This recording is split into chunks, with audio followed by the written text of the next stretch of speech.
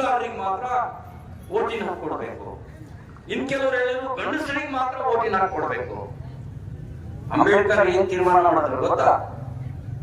ಹೆಂಗಸರಿರ್ಲಿ ಗಂಡಸರಿರ್ಲಿ, ಬಡವ ಇರಲಿ ಶ್ರೀಮಂತ ಇರಲಿ, ವಿದ್ಯಾವಂತ ಇರಲಿ ಅವಿದ್ಯಾವಂತ ಇರಲಿ, ಎಲ್ಲರಿಗೂ ಸಮಾನವಾಗಿರ್ತಕ್ಕಂಥ ಓಟಿನ ಹಕ್ಕು ಕೊಟ್ಟರು. ಕೊಟ್ಟು ಒಂದು ಮಾತು ಹೇಳಿದ್ರು, ನಾನು ಒಂದು ಬ್ರಹ್ಮಾಸ್ತ್ರ ಕೊಟ್ಟಿದ್ದೀನಿ, ಭಾರತದ ಭವಿಷ್ಯವನ್ನು ರೂಪಿಸುವಂತ ಬ್ರಹ್ಮಾಸ್ತ್ರ ಕೊಟ್ಟಿದ್ದೀನಿ, ನಿಮ್ಮ ಬದುಕನ್ನು ಬದಲಾಯಿಸುವ ಬ್ರಹ್ಮಾಸ್ತ್ರ ಕೊಟ್ಟಿದ್ದೀನಿ.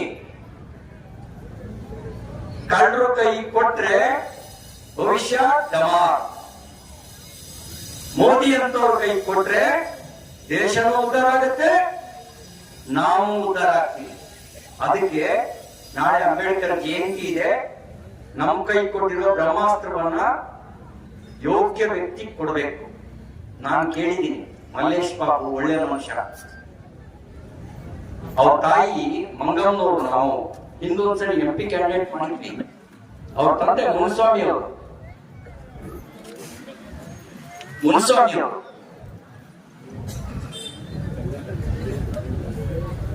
ಅದಕ್ಕೆ ನಾನು ನಿಮ್ಮ ಹತ್ರ ವಿನಂತಿ ಮಾಡೋದು, ಒಳ್ಳೆಯ ಮನುಷ್ಯ, ಓಟ್ ಹಾಕಿ ಅಂತ ವಿನಂತಿ ಮಾಡಿ. ಇನ್ ಕಾಂಗ್ರೆಸ್ ಇಂದ ಹಿಡ್ಕೊಂಡ್ ನಿಲ್ಸಿದ್ದಾರೆ, ಇಬ್ರು ಜಗಳ, 3 ಲಾಭ ಟಿಕೆಟ್ ಅಲ್ಲಿ